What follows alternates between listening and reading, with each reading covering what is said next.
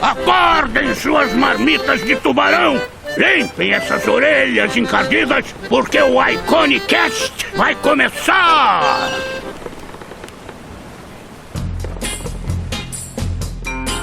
Bom dia, boa tarde, boa noite, queridos marujos e marujas, e sejam muito bem-vindos a mais um Iconicast. Eu sou o Henrique Lira. Eu sou o Marco Álvares. E hoje nós recebemos o grandíssimo, magnânimo Daniel Wu, que não é um ator chinês famoso, no caso. É o Daniel Wu versão BR.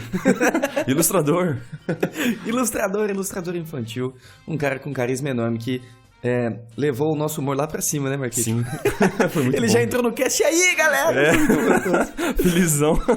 Foi muito bom, cara. E o foco do Daniel é ilustração infantil, apesar dele fazer muitas outras coisas, como publicidade, editorial.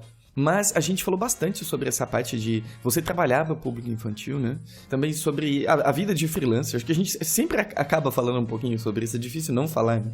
E a gente também falou sobre coisas pessoais muito interessantes e eu acho que conversa também com todas as pessoas, que é sobre aceitação, você fazer o que gosta e também você viver uma realidade que não é compatível com quem você quer ser. Então, foi um papo muito rico, inclusive porque ele não veio diretamente da ilustração, ele era roteirista, trabalhava com rádio e TV, então vai ser interessante ver esse paralelo e acho que vocês vão gostar bastante do episódio. E eu vou falar a partir do Marco, porque ele tá com o aspirador de pó ligado lá, então, se vocês... Muito obrigado para todos que estão se inscrevendo no nosso canal, estão dando like. Se inscreva aqui no nosso canal do YouTube, dê like se você gostou, dê dislike se você não gostou, ou pelo menos justifica porque, por favor, a gente quer entender o que a gente poderia fazer melhor. Também, muito obrigado quem tá dando as estrelinhas ali no iTunes, como diria o Marco, para alimentar o estômago de Henrique Lira. E mimimi, tanto bordão bom para criar, ele criou. Enfim, né? Pera aí, mano. Não usa a minha ausência. Eu tô aqui ainda, pô. Só tô quieto, mutado. Ai, vambora pra esse episódio, vambora.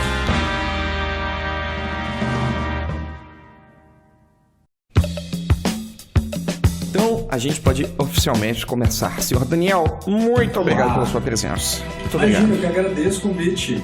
É um prazer enorme ter você aqui, ainda mais porque eu, pessoalmente, sou muito fã do seu trabalho e fã também de ilustração infantil, que é coisa maravilhosa, coisa linda, maravilhosa, fofa, bem alinhado com o trabalho do Marco, que fazia braço decapitado. Olha lá. Braço decapitado, veja bem. Não a pessoa, é o braço. É o braço que está decapitado. Não tem, ele tem uma Papo aí pra cabeça. trocar, muita experiência pra trocar. Mas a gente pode falar disso. Inclusive, quer dizer, antes já posso entrar nesse assunto, mas eu adoro esses assuntos também de, tipo, braços decapitados e... eu faço... eu adoro braços decapitados. Eu fico fazendo as ilustrações Cabeça infantis. amputada, né? Isso, cabeça sem mão, mas eu fico fazendo essas ilustrações fofas e alegres e eu gosto muito delas, só que enquanto isso eu faço ouvindo tipo aquelas séries de Discovery Investigation, de gente que morreu e acharam um braço no lago e tal. Que só gostoso. Que, claro, mas isso graças a Deus não reflete na ilustração. Acho que Olha, não. acho Saudável. Engraçado você falar isso, cara, porque o Hiro é um exemplo disso, que ele é conhecido, ele já falou muito isso, que ele é conhecido pelo trabalho fofinho dele, que ele fazia principalmente para as bandejas do Mac, né? E ele começou através do quadrinho dele mostrar um outro lado dele, que é muito Sim. interessante. Eu sinto que essas pessoas que fazem muita coisa fofa, elas têm por trás ali tem uma coisinha, né? Psicopatia. Eu lembro que o Hiro, ele fez uma exposição faz alguns anos, uns 3 anos, só de demônios orientais, assim. Que e delícia. aí rolou algum shopping Mogi, acho, e você via as coisas dele, e você falava, não vou mais comer no McDonald's, sabe? Tipo, eu vou passar mal, assim, mesmo. Mas é bem foda, né? E ele fala muito disso, que tipo, claro que nosso traço tem muito a ver com a nossa personalidade, e todo mundo tem várias facetas. E aí ele tava, já depois de 30 anos fazendo coisa fofa, e dele mostrar o lado fofo que ele tem, tava querendo começar a mostrar esse lado monstruoso. Eu ainda tô começando, eu ainda tenho uns bons anos aí pra mostrar meu lado fofo antes de ir na vibe do Hiro e começar a mostrar meus demônios. Que genial, cara. Eu acho que é o Jung que fala que a gente tem uma série de subpersonalidades e elas vão se manifestando de maneiras diferentes, assim. Então, é meio... Eu não sei se é muito saudável a gente assumir que a gente é uma pessoa só específica, porque a gente é várias pessoas ao longo da vida. Sim, e né? até ao longo do dia, às vezes, né? Sim, e não tem graça também, né? Se conviver e conversar com uma pessoa que tipo, é sempre a mesma coisa, não muda de opinião, quer dizer que ela não tá agregando nada, não tá absorvendo nada e fica uma coisa meio chata, né? Mas espero que as nossas manifestações se restringam à ilustração, por enquanto, né? Se eu for manifestar esse meu lado, que seja ilustração. Vamos torcer que a gente não decapite nenhum braço, né? Decapite nenhum braço. Exatamente. Começando bem. Que papo saudável. Bom, né? Mas você, Marcos, só tem esse lado mais de decapitar braço ou você tem alguma coisa Não faço mais essas coisas não, cara. Tá tranquilo. Não sei dessa vida, eu sou só um estudante. Eu sou estudante, só assim. Sei de nada, só trabalho aqui. Já tive meu lado fofinho também, mas já cansei dele, já joguei pro lado, já tô em outra. Não, o Michael é um caso de amor e ódio, assim, com essas coisas, né? Porque eu acho que finalmente o Michael tá encontrando meio termo entre ser fofo e ser extremamente gore, né? Agora ele tá fazendo uma coisa mais realista, né? Que é o esquema dele, um pouco estilizada. E por hora eu não vi nenhum braço decapitado, nenhuma cabeça amputada. Tô longe disso. Desse tema eu tô tranquilo. Já deixa isso pra 2016. Braço caolho. Braço caolho. O Marquinho, ele tem feito lives praticamente todos os dias aí, né, Marquinho? No Twitch. E dá pra acompanhar o processo de evolução dele. É um negócio incrível. É um menino... Ai, que momento maravilhoso de estar vivo, viu? Mais um jabá gratuito. Obrigado, Rick. Olha aí. Que isso? Não. Merece mais atenção. Esse lindo... Aliás, senhor Daniel. Oi. Fica muito sério. Parece que sua mãe tá dando bronca quando chama de Daniel? Ou não? Então, geralmente as pessoas me chamam de Vu, que é meu sobrenome. Vu. É que eu procurei Daniel Vu no Google, apareceu um ator chinês. Ai, pois é, menino. Nem me faz esse cara. Você tem trauma com ele já? Nossa, então. Por motivos óbvios, eu conheço esse cara desde que eu tenho, tipo, 7 anos, sabe? E aí, por isso que eu coloquei... Ele te persegue. Nossa, é um fã, meu. Uma relação de amor e ódio. E aí, o que acontece? Esse homônimo meu começou a ficar muito famoso, né? E aí, quando eu fui entrar na ilustração, no mercado, eu peguei pra mim o nome que eu sempre usava em rede social, que é DNEPVU. Que é Nep de Nepomuceno, que é meu nome do meio, e D de Daniel. Então fica DNEPVU, que não dá pra falar, mas ainda assim eu fui. Porque se eu colocar Daniel Vu e todo mundo for procurar, vai chegar uma hora que a gente precisa chamar Mel Gibson e querer algum destaque, sabe? Vai colocar Mel Gibson ilustração, vai sair ilustração do Mel Gibson. Então não adianta. Assim, vai ter de chinês tentando ouvir esse podcast, vai ser incrível. Vai ter sessão de comentários. Putz! A gente tem que diversificar, né? A gente pode colocar, em vez da minha foto, vamos colocar a foto do Daniel Vu, vai atrair uma galera, assim, ó. Não vai entender nada. Não vou entender nada, mas vai atrair eles vão falar, nossa, o Daniel Wu é bilíngue, nossa, poliglota. Como ele sente em espanhol, né? Quando sai um filme do Daniel Wu, me marcam e falam, nossa, você daqui, não sei o que eu falo, gente, pô, eu sou freela, né? Eu sou artista freelancer, meu querido. Eu sou uma torre freelancer. Sou freelancer, eu faço uns bicos ali, meu foco é ilustração, mas eu faço um bico outro em Hollywood quando me chamam, mas nada demais. Mas esse cara tá ficando Coloca famoso. no seu site, né? Versátil. Ilustração, screenwriting, acting for Hollywood. Exato. Ai, caramba. Olha, veja bem, você está participando de um marco hoje, porque este, senhor Daniel Wu, é o nosso episódio número 50. Aê! Olha só que sucesso! Veja bem, muito obrigado pela honra de ser o nosso 50º convidado. Parabéns pra vocês também por 50 podcasts. Parabéns. Olha, imagina, é muito papo, é muita coisa, né, Marquinhos? Meu Deus do céu, cara. 50 episódios. 50. Ó, 50 dá o quê? 100 horas aí, né? É, mais ou menos isso. Bom, mas vamos fazer valer esse episódio então, né? Já tá valendo super. Tô me sentindo aquele cliente que passa no mercado e começa a cair toda aquela chuva de prata. Você fala, conhece o cliente. Assim. Eba, parabéns! Aparece na página você é o visitante número 1 milhão. Clique aqui pra ganhar o seu carro zero. Exato. Ah, é muito bom. Senhor Daniel, me conte uma coisa. Por que você resolveu dedicar suas habilidades e os seus talentos naturais, porque você já nasceu sabendo, claro, às histórias do público infantil? Por que você resolveu falar com crianças através do seu trabalho? Cara, eu gosto muito de falar com criança, particularmente porque eu acho adulto já meio caso perdido, assim, sabe?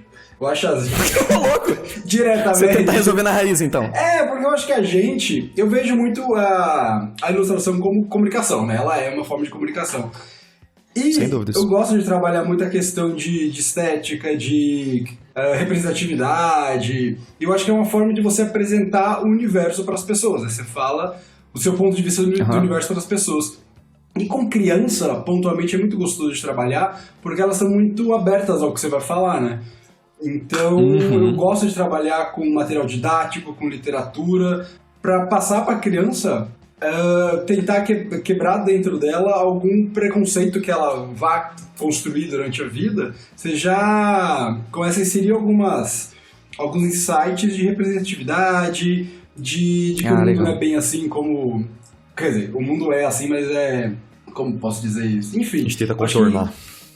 você tenta mostrar pra criança que pode ser de outra forma. Por exemplo, eu fiz agora, eu fiz há anos, a Chapeuzinho Vermelho, só que ela sendo uma personagem negra. Porque a gente, quando pensa na Chapeuzinho Vermelho, uma protagonista padrão, a gente já tem um histórico que cresce na gente um personagem branco, por padrão, não por maldade, por padrão, porque a gente cresceu com esse histórico.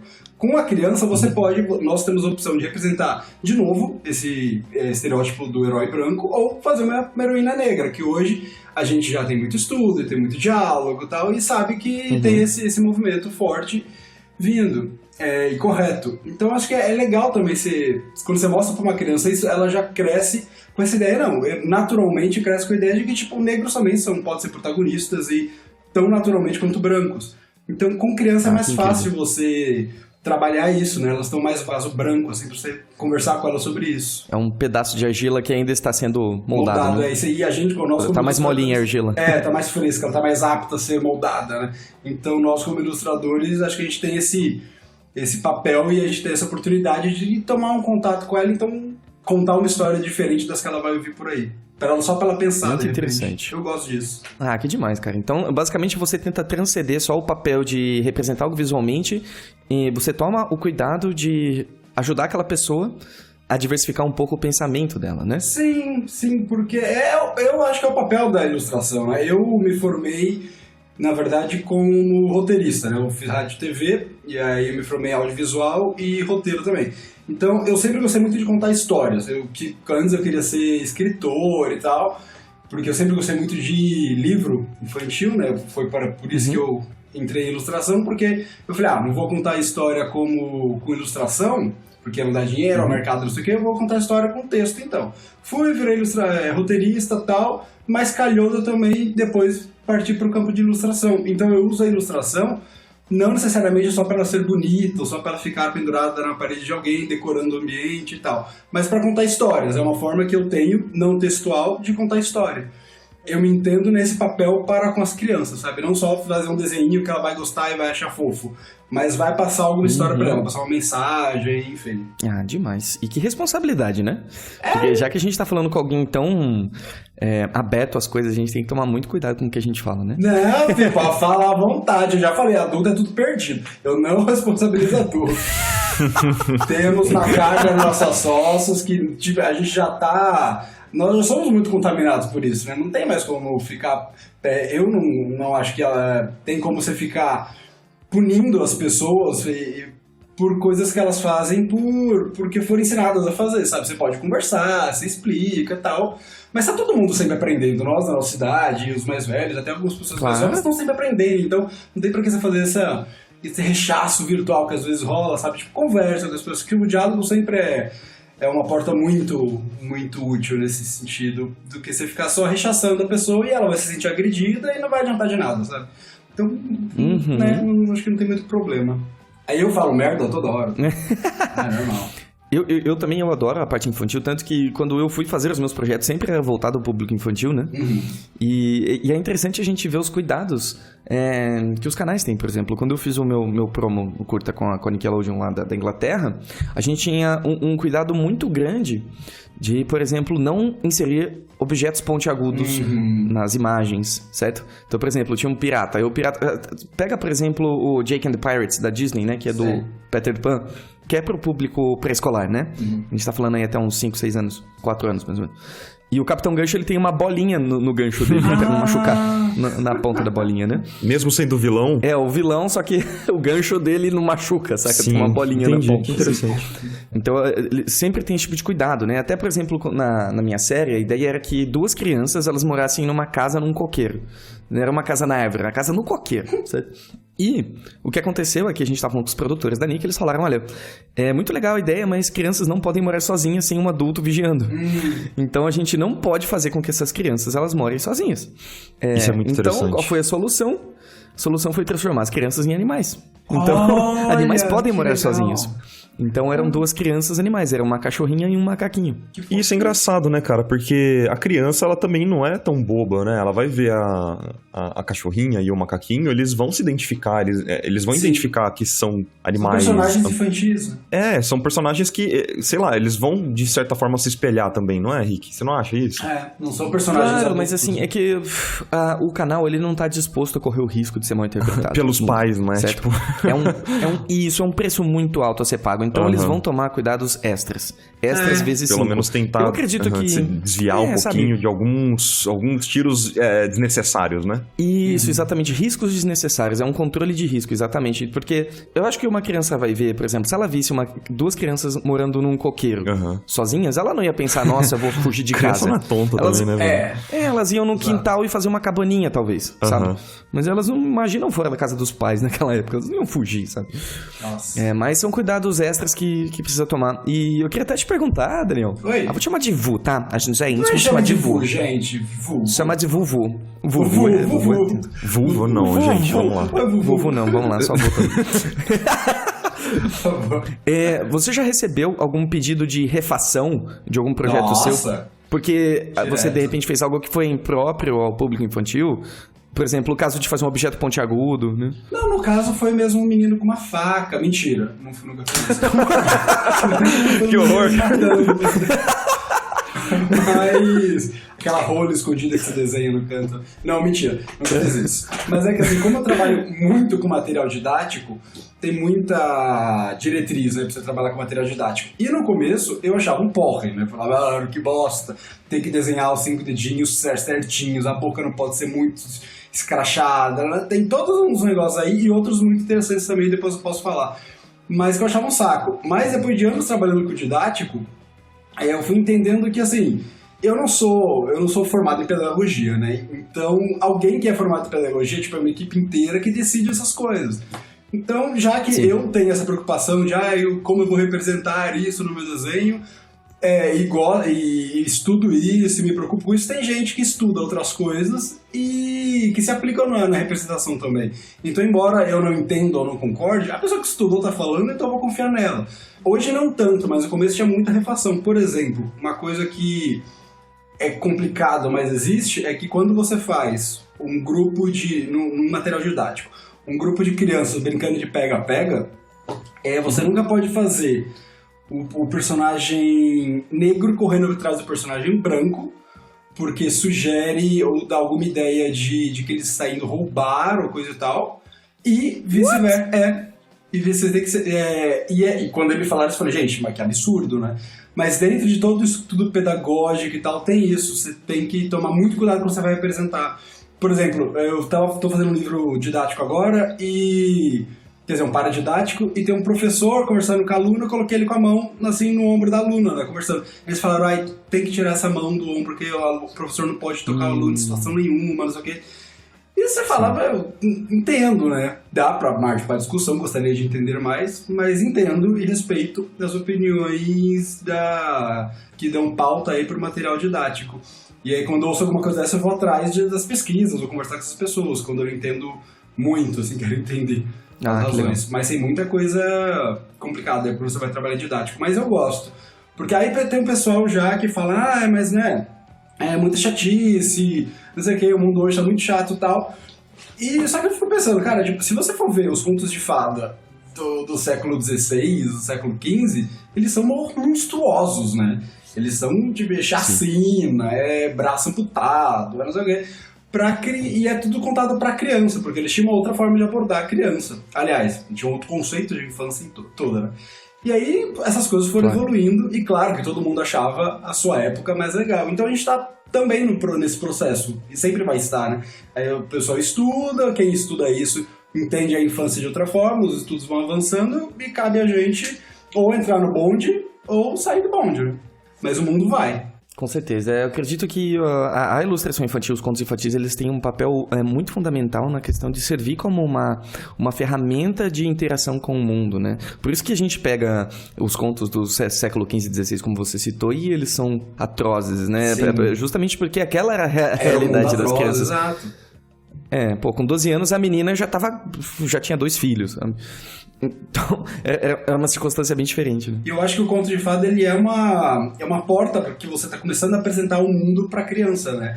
Porque por enquanto ela tá ali no seio materno, ela tá na casa, e com os contos de fada você vai apresentando o mundo para ela, falando, olha, lobo mau. É legal a história do Chapeuzinho Vermelho pontualmente, porque ela foi mudando de acordo com a época, então a interpretação dela também foi mudando. Eu sei que, acho que lá pelo século XVII, por aí, que o lobo ele tinha o papel do cara sedutor. Então a mulher tinha que ser casta, ela não podia ir com qualquer pessoa, passava na rua chamando ela. E já anterior a isso, lá pelo século XIII ou XIV, ele era já aquele perigo da floresta, né? Você mal podia sair, que alguma coisa realmente podia te matar na floresta. Exatamente. Então ele vai, o conto vai mudando e se adaptando ao que você precisa apresentar para a criança. Olha que interessante. Por isso que eu achei legal transformar a Chapeuzinho hoje numa personagem negra, que é um outro universo, um outro assunto que você tem que tratar com a criança desde cedo, já hoje. Ah, que incrível. As histórias, elas vão evoluindo junto com o tempo, né? Elas podem evoluir. As que sobrevivem são essas, né? Os contos de fadas que sobrevivem, que é só tradição oral, ele sobrevive porque ele ainda é interessante, no contexto ele ainda faz sentido, e aí ele vai sendo passado pra frente. No momento que ele não fizer mais sentido, tá, ele some, né? Deixa de existir. Exatamente. Muito incrível. Vou fazer uma pergunta muito capciosa pra você agora. Eu não sei se você já é pai, mas se um dia você ter filho ou uma filha... A resposta dele foi ótima. Deu pra ouvir? Não, Deus me livre. Deu. Meu Deus. Você falaria que o Papai Noel é de mentira ou não? Cara... A sua filha.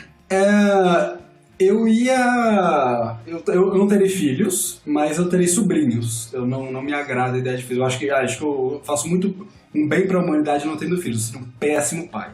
Então eu sou muito ansioso, eu ia ficar em cima da pessoa. Tudo que eu detestei na minha mãe de ficar pegando meu pé, eu ia pegar no pé do meu filho. E cadê o que você não volta? Filho da puta, ficou 3 minutos sem me avisar, tô aqui passando mal, tive que ir pra UTI. Eu ia ser um péssimo pai. Eu ia transformar a vida do meu filho no inferno. Certo. Mas, meus sobrinhos, se me perguntarem um dia, eu acho que é mais interessante você instigar a criança a se questionar. Fala, por que você acha que ele existe? De onde você tirou que ele existe? E se a criança achar que ele existe e achar que os argumentos que ela tem, ou que ela viu, que ela sabe fazem sentido, tá bom. Se ela ficar tipo, verdade, né? Por que eu acho isso? Aí ela vai pesquisar e que descubra sozinha que não existe. Quer dizer, eu acho isso. Se vocês acreditam também, me apresentem os argumentos. Mas assim, eu acho que não existe. Então, se você acredita, parabéns. Se você acha que seus argumentos são válidos, tá joia. Se não, vá procurar saber também. Vai se cuidar. Eu não daria uma resposta muito precisa. Por isso que eu acho que talvez eu seria um péssimo pai. Sinceramente. Não. Acho que você não. é um excelente pai, cara. Deixar a criança pensar, acho que é a melhor coisa, né? Tipo, não tratar a criança como idiota, né? Também acho que por muito trabalhar bastante com material infantil, a gente começa a não subestimar mais a criançada, né? Então. Exatamente. Eu vi recentemente um artigo sobre como uma mãe contou pro filho que o Papai Noel não existe, né? Porque tem uma época, acho que mais ou menos com 7 anos, que a criança começa a desconfiar, né? E aí o que aconteceu quando a mãe sentiu que o filho tava começando a desconfiar, sabe? Que talvez aquele Papai Noel seja meu tio, sabe? Eu vi ele beijando minha mãe, né? Esquisito. Papai Noel! Maldita seja! Maldita seja. É papai mesmo. Titio Noel. Titio Noel, E aí, basicamente, o que ela fez, ela pegou a criança e falou, olha, tá na hora de te contar um segredo. Filho, Papai Noel morreu. Destrói os sonhos da criança. Não é por aí. Ela disse, olha, é o seguinte, tá na hora de você se tornar o Papai Noel. Era um ritual de transição na família. Nossa. Tipo, olha, eu acho que você já tem idade, você vai se tornar o Papai Noel. O Papai Noel são todas aquelas pessoas que dão presente pras pessoas que precisam. Então, eu quero que você pegue o seu amiguinho aqui da rua do lado, pensa no que ele mais quer, e de noite você vai entrar lá em segredo e vai dar esse presente pro seu amiguinho. E aí, cara, o que ativou na criança foi uma coisa incrível, que ela começou a ter uma empatia pelas pessoas, uma vontade de doar tão grande, que ela ficou tão feliz de começar a dar presente pros outros, e ela se sentiu o Papai Noel. Então, na transição, ela se tornou o Papai Noel. Não é que o Papai Noel deixou de existir. Ela meio que transformou o Papai Noel na atitude de você dar pra quem precisa. Então, ele pegou a bicicleta dele, ele reformou e deu pro vizinho que não tinha condição financeira. Ele começou a dar um monte de coisa pra todo mundo, saca? Então, ela transformou... É incrível, né? Ela transformou o Papai Noel nesse símbolo de caridade. E ele se tornou numa ideologia, né? Mas que numa figura. Exatamente. Então, basicamente, o Papai Noel não é que ele morreu, ele só foi ressignificado na cabeça da criança. E eu achei essa postura muito interessante. Ela foi lá e colocou a roupa de Papai Noel na criança, sabe? Foi todo um ritual, foi incrível, cara. Se você for pensar, o Papai Noel e todas outras coisas, e a gente pode expressar isso na ilustração, é um símbolo, ele representa alguma coisa, né? Pois é. E ela pegou essa essência do Papai Noel e transpôs na vida da criança. Mas E ela se tornou o Papai Noel. Eu acho isso mais doideiro, porque eu acho que quando você tem um filho, você tem que lembrar que você está criando uma pessoa, né? Acima do seu filho, você está criando uma pessoa que vai interagir com o mundo, vai interagir com gente, pode ser um doido, enfim. E aí, acho que é muita responsabilidade, vai ficar doido, porque essas perguntas que a gente está fazendo são perguntas que a gente teve tempo de pensar, são perguntas que os pais conversam sobre, falam experiências dele, mas tem aquelas perguntas filha da puta que criança vira pra você e faz, e tipo, meu filho, eu nunca ouvi falar dessa pergunta, pera, não, vou jogar no Google aqui pra ver o que as mães já falaram disso, não tem o que fazer, e uma hora dessa eu ia surtar, sei lá, vai falar, ai, por exemplo, se eu nunca tivesse pensado no do Papai Noel, eu ia falar, meu Papai Noel é um monstro, sei lá, tipo, imagina, porque eu já virei quando eu tinha acho que uns 20 anos, eu trabalhava num lugar que tinha muita criança. Aí um dia, essas crianças vieram e eu ouvindo a conversa delas, né, e elas falaram de Papai Noel, de Coelho da Páscoa na época, né, porque você quer que Coelho da Páscoa existe, aí começaram a se questionar. Eu falava, ué, mas esse Coelho da Páscoa... Não, uma menina falou, mas eu nunca vi o Coelho da Páscoa, não sei o que. A outra, eu acho que é tipo Deus, a gente não vê, mas ele existe. Aí a outra falou, ué, mas tipo, bicho papão também a gente não vê, mas a minha mãe falou que não existe. E elas começaram a estar numa noia de tipo, o que se a gente acredita no que falam que existe, mas a gente nunca viu, se a gente assume que essas coisas existem, então beleza, Deus existe, Papai Noel também existe, que bom. Só que aí tipo, o bicho papão existe, o homem do saco existe, a cuca existe, e um monte de monstro existe que a gente nunca viu, mas juram pra gente que por a gente não ter visto, não existem. Só que se por outro lado a gente assume que beleza, essas coisas não vão existir de fato, porque eu nunca vi, então se só as coisas que eu vejo existem, Coelhinho da Páscoa vai pro saco, Papai Noel vai pro saco, Deus vai pro saco. Então eu estava numa noia, eu falei, graças a Deus que eu não tenho filho. Porque se essa galera voltasse pra mim, o que você acha disso? Eu falei, a gente não ia saber o que fazer. Não ia fazer a menor ideia. Como você sai de uma situação dessa? A melhor resposta é deixar eles se responderem também, né? Tipo, quando você não sabe a resposta, não precisa ficar inventando, enganando a criança. Acho que você pode só chegar e falar, o que você acha?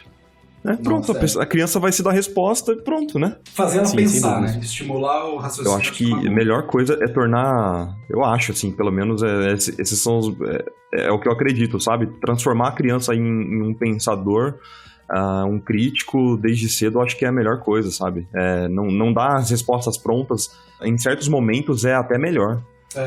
Sem dúvidas. Eu acho que assim, também acostumar ela a receber informações diversas e processar dentro dela para chegar numa solução dela, sabe? Exatamente. Mesmo que não seja a correta, se ela passar por esse processo desde cedo, eu acho muito válido, sabe? Ela vai se tornar uma criança mais, sei lá, desenvolta, né? Ela vai, acho que, se acostumar com essa coisa de não ter verdades absolutas. Ela chegou nessa verdade, só que através de informações que ela recebeu e processou. Se ela chegar no resultado disso e de repente receber outra informação, ela vai estar acostumada a absorver informações e processar. Então ela vai reinterpretar a resposta dela e aí vai. Assim achamos que criança funciona, né? Porque criança... E já pensou que maravilhoso você dar um outro ponto de vista, né? Você dá uma outra coisa pra ela questionar o próprio ponto de vista. Pronto, você formou um cidadão, olha que maravilha. Ou um O maluco, mundo não né? seria essa Ótimo. porcaria que tá. Ou um maluco. Daqui a pouco a criança surta, começa a ficar louca, não tem resposta, ele vai...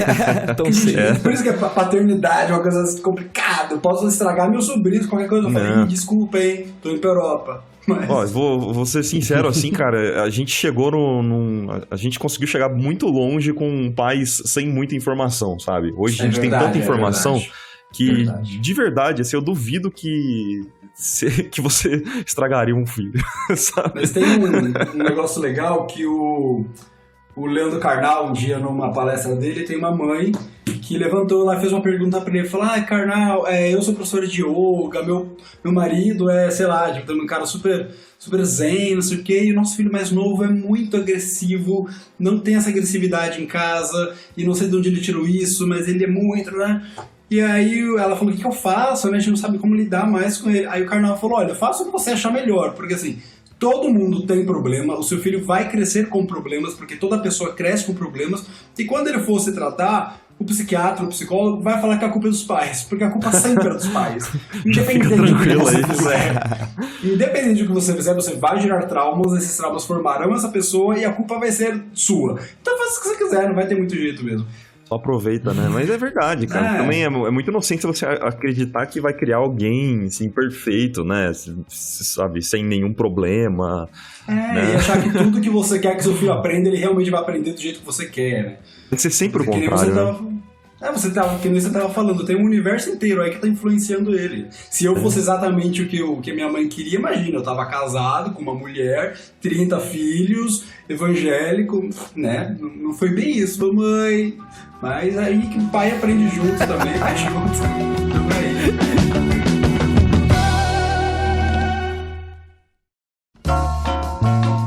Eu vi no seu site, no seu link site, Obrigado. que você faz publicidade, você faz eventos, ações, faz até decoração ou trabalha apenas por puro prazer. Sim. Ou seja, você é um homem de múltiplas habilidades, múltiplos interesses, na Foi no verdade. portfólio dele mesmo que você viu ou foi no IMDB, velho?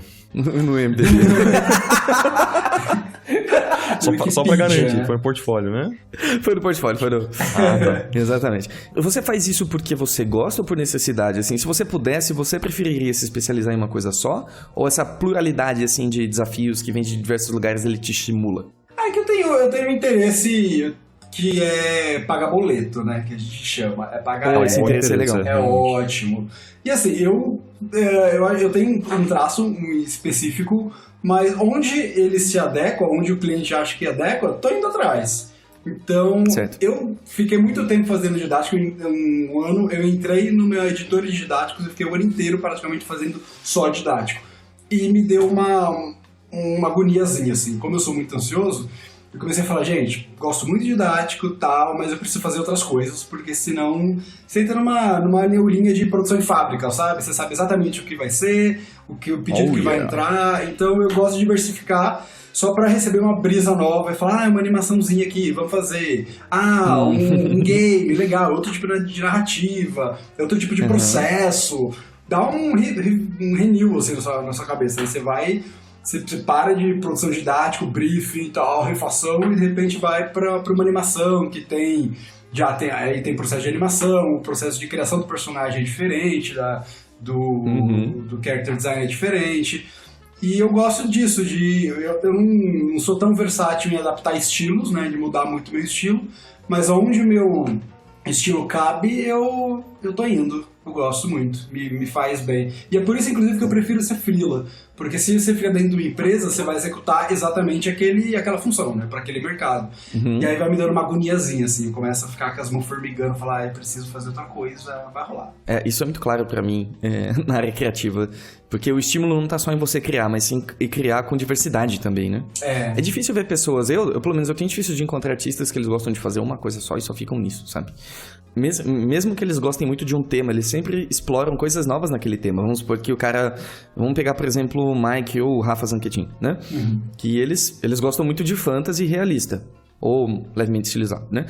Mas eles exploram muita coisa nesse universo. Então, mesmo eles... Não sei se o Marco concorda comigo. Mas mesmo estando no universo fantasy, eles fazem uma coisa... Eles colocam eles ali, eles se reinventam e eles vão colocando um pouquinho deles cada vez mais, né? O que você acha, Marquinhos? Com certeza tem essa exploração dentro dos universos, né? E acredito que... Assim, é que o Rafa, por exemplo, um exemplo muito claro pra mim, de que ele estava fazendo ilustração, e muito bem sucedido com ilustração, certo? Só que chega um momento que você, é que nem o Daniel falou, chega no momento que você meio que já sabe o processo, sabe? Chega aquela mesmice, sabe? Então, acho que ele precisou de novos ares e ele começou a explorar concepts, entendeu? Só que ele já ficou tanto tempo nos concepts também, que acho que ele sente saudade da ilustração, sabe? Então ele sempre fica pingando entre um e outro. Mas o estilo meio que já fica no traço que o Rafa gosta, assim, sabe? Ele não explora tanto os estilos, ele realmente explora dentro daquele universo diversas áreas, entendeu? É que eu acho que nem aquela saudadezinha saudável de relacionamento, sabe? Quando alguém vai viajar, você gosta, você curte o momento ali e tal, mas você dá aquela saudadezinha e é gostoso. Eu, quando vou pra outras áreas, além da editorial, que é que eu gosto, eu gosto muito, gosto realmente de fazer todas as coisas, e depois de um tempo ali, eu sinto saudade mais rápido da editorial. Aí eu já deixa eu pegar o livrozinho aqui pra fazer. Aí quando você pega pra fazer, que gostoso, e pronto. Aí fica mais uns... É exatamente assim. E como que você consegue manter o pique, manter o empenho, quando você já tá saturado de alguma coisa, mas você precisa continuar fazendo aquilo? Cara, sinceramente, eu racionalizo bastante, porque eu entendo o meu trabalho como, sinceramente, como uma prestação de serviço, até certo ponto. Sim. Então eu tenho as minhas técnicas, os fundamentos artísticos que a gente tem, eu sei como o meu estilo já funciona, então eu sinto mais impacto de não ter ânimo na hora do rascunho, porque o rascunho eu tenho que estar muito animado para fazer, eu tenho que estar interessado pelo projeto. Primeiro que eu dificilmente pego projetos que eu não acredito, que eu não me anime realmente. Apesar dos boletos, tudo, né? Mas eu só pego... A peneira começa aí. Quando, claro, né? Entra naquelas épocas que não tem projeto nenhum, cai o projeto, você pega, e a animação entrou um projeto, graças a Deus, amei, vou pagar meus boletos. Essa é a animação. Outras vezes, quando você tá mais estável, entrou esse projeto aqui legalzinho, acho que vai ser gostoso fazer. Aí você pega, gosta dos personagens, já começa a criar, e aí nesse momento que eu gosto de fazer os rascunhos, porque você tá empolgado. Se eu não tô empolgado no rascunho, o gestual não fica legal, a ideia da composição não fica legal, tal, e aí eu tenho que parar, pensar que o meu cliente tem carinho por esse projeto dele, aí eu me dou aquele reboot e me empolgo pelo meu cliente, sabe? E aí consigo fazer um trabalho bom. Mas na parte de finalização, geralmente eu gosto do que eu tô fazendo, vai ficando cada vez mais fofinho, né, enquanto você vai finalizando. Mas se eu tô muito, doente ou com outras preocupações, eu racionalizo. Gente, é paleta. Se a paleta não tá funcionando, eu vejo meus outros trabalhos, entendo a minha paleta e falo, isso aqui vai cor aqui, aqui, aqui e tal. Boto um podcast, vou finalizando e vai no racional mesmo, sabe? A essência pra mim tá no rascunho. Ali não pode cair peteca. Mas depois, se eu não tô animadão, eu vou no técnico mesmo, no processual, na fabriquinha chinesa aqui, na pastelaria. E aí sai. E qual que é o meio termo entre você fazer algo pastelaria e algo criativo? É a questão do rascunho mesmo? Você acha que esse é o ponto vital, assim? Pra não virar um processo de industrial, assim? Eu acho que pra mim é o rascunho, cara. Pra mim tem muita coisa dentro do rascunho, né? Tem, a expressão do personagem, tem o gestual, tem a composição, tem toda a energia do desenho. Eu acho que ela tá no rascunho, ela tá no papel. E eu só consigo fazer rascunho com lápis no papel, eu não consigo no digital ainda. Então eu gosto da energia que o rascunho extrai de mim, sabe? Da energia criativa, do processo todo. Eu gosto muito da parte do rascunho. Adoro a parte da finalização também, quando estou empolgado. Mas não, é uma coisa que a finalização eu consigo fazer automática. Mas o rascunho eu não consigo fazer automático, não rola. Quer dizer, rola, mas fica ruim. É onde todas as possibilidades existem, né? Isso, é aquela papel em branco, sabe? Pode ser tudo a partir daqui. Então ele te exige muito mais, né? Eu acho, pra mim. Falando em papel em branco, você tem o problema, a grande crise do papel em branco, que você olha e fala, eu não sei nem por onde começar? Cara, graças a Deus nunca tive isso. Morro de medo de ter, mas nunca tive. Eu tenho uma coisa que eu gosto muito, como a gente tava falando, de desenhar história, né? De contar história. Eu tenho um problema, eu travo mais quando você tá no encontro assim, alguém vira e fala, desenha aqui pra mim alguma coisa. Esse desenho alguma coisa me bloqueia. Porque, além de interromper sua salada, não é nem isso. É tipo, eu só consigo desenhar quando eu tenho uma historinha para contar. Eu tenho alguma piadinha, algum personagem que eu pensei. Desenhar qualquer coisa me dá um blank, assim, tipo, na cabeça. Você não tem história, eu começo a lembrar de alguma coisa que me aconteceu, alguma coisa que eu vi, né? Pra ver se eu extraio alguma coisa pra desenhar ali. Desenhar só um personagem X não me é natural. E aí eu não tenho muito bloqueio criativo por isso, porque eu não projeto muito no objeto que eu vou desenhar, ou na técnica que eu vou usar, ou no rosto que eu vou fazer.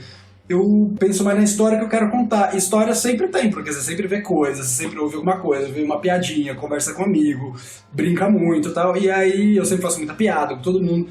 Então isso gera muito conteúdo pra mim. Então, até hoje eu nunca tive bloqueio criativo. Acho que é mais fácil eu ter bloqueio criativo se eu ficar isoladão de todo mundo e numa caverna, e aí eu não vou ter histórias pra contar. Aí eu vou ter um bloqueio. Mas sobre tipo, eu não sei mais o que eu estudo, eu não sei que objeto eu desenho aqui, por enquanto eu não tive. E nem me ajuda muito, tipo, gente, me dê ideias, fala o que eu posso desenhar. Não me ajuda muito, porque essa é a ideia dos outros, não são minhas, eu acho estranho. Então, basicamente, o seu segredo pra enfrentar o papel em branco é viver fora da caverna. Pra mim é viver, né? Todo mundo vejo em geral, né? No geral é viver, que é uma coisa que o ilustrador tem dificuldade, porque a gente tem muito essa Escutou, cultura. O que é vida? Só pra saber. Vê no Google, procura no Google lá. Let me Google that for you. Deve ter, né? Peraí. Eu estudo muito literatura sobre o que é vida fora da cadeira, né? Dessa cadeira de gamer que a gente tem. Mas a gente tem muito essa cultura de não largar o sketchbook nunca, desenhar pra caralho, e isso é muito importante, de fato, assim, não dá pra você querer chegar numa qualidade se você não treina todo dia, treina bastante, e a gente tem muita dificuldade, inclusive, de sair pra se divertir, e aí daqui a pouco você para e olha aquele gestual, você tá no parque, assim, começa, nossa, olha aquele gestual, assim. Isso é um probleminha, porque eu acho que a gente também precisa sair pra, tipo, não pensar em ilustração, sai pra beber, sai pra levar fora, sai pra andar de bicicleta, sai pra ter filho, ótimo, né? Tenha filhos. Sai ali pra ter um filho, depois já volta, sabe? Então assim, a gente tem que ter uma vida com atividades, com efervescência pra gente saber o que desenhar. Depois, quando a gente senta para desenhar, a gente tem referência não só do gestual, mas da emoção que a gente vivenciou, que a gente viu o outro vivenciando. E isso é legal pra você botar no papel. O que é muito importante pra mim, por exemplo, na hora do rascunho. Eu tenho que sentir o que o personagem tá sentindo, né? Já que eu comparo que a gente é como se fosse diretor de cinema. Nós estamos dirigindo aquela cena. E o diretor, num set de cinema, ele faz o gestual que ele quer que o ator atinja. E ele tem aquela vibe, tem aqueles diretores que, quando é suspense, não deixam o ator falar com o outro para criar um clima de estranheza. Ou seja, tem muito disso do ambiente que se cria para se colocar uma cena. E acho que ilustrador tem muito isso, né? Tanto que a gente, quero fazer o personagem rindo. E a gente quer pensar em alguma coisa que faça a gente rir muito pra ver como uma pessoa rindo se comporta, sabe?